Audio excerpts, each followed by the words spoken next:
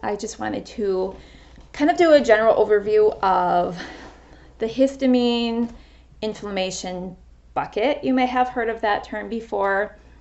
You may have heard of a histamine bucket. I like to think of it more as an inflammation bucket because inflammation and histamine, they both kind of contribute to our symptoms. And, you may have tried a low histamine diet and maybe it didn't help.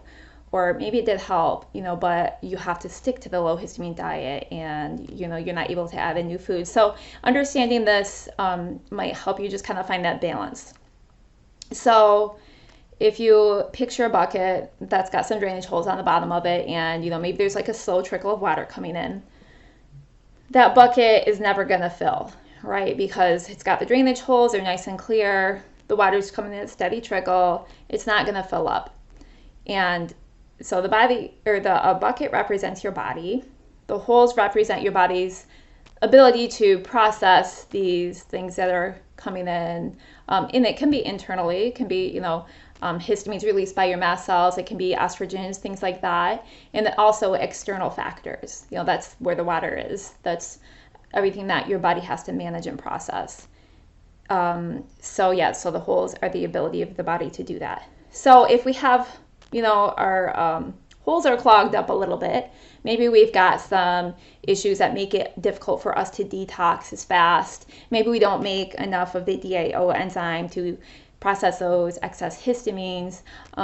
Then even if you just have that still steady trickle, your bucket might eventually overfill. And when it overfills, that's when we start getting symptoms. So that's one way to look at it. Another thing to think about is, what if we have a lot of water coming in? Even if your drainage holes are like nice and open, if you get too much water coming in, it still can't keep up and eventually it's going to overfill and spill over. And also it can be a combination of things. Maybe you got like a little bit of excess water coming in and, you got just a little bit of slow draining. So, that's why we're all so different. And it's kind of like a weird analogy, I know. But it just goes to show you how different we all are. None of us, the two of us, we're not the same. Our different things that contribute to our symptoms and, how well we detox or, what we're exposed to day. So, for example, I have been able to reintroduce a lot of foods. And I've been doing pretty well keeping my symptoms managed with that. But with these kidney stones and my recent surgeries, after my last surgery, I had a really severe flare in my hives and my rosacea, and it was really bad. So I had to take a step back and reassess what I'm doing in my lifestyle that can also contribute to that bucket, and I had to cut back on some of the foods that I had added back in and do a little bit more self-care to get out of that flare.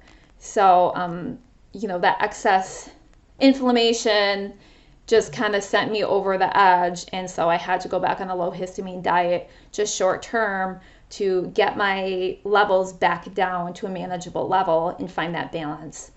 So today I just wanted you to understand that concept, and because a lot of times we look for that one thing, like what is the one thing? What is the root cause? There is no one root cause, most likely for most of us. Now, it might be an infection.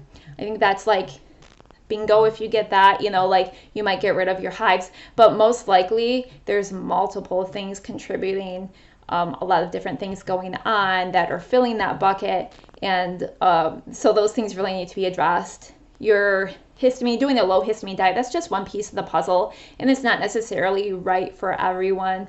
We'll talk more about diet tomorrow, and I'll go a little bit deeper into that. So today I just want you to understand the histamine bucket. I hope that made sense. I know it's kind of a weird analogy, and I don't know how good I am at explaining it, but if you have any questions, go ahead and leave them in the comments, and I will meet you back here tomorrow, same time, to talk about dietary interventions. Okay, see you later.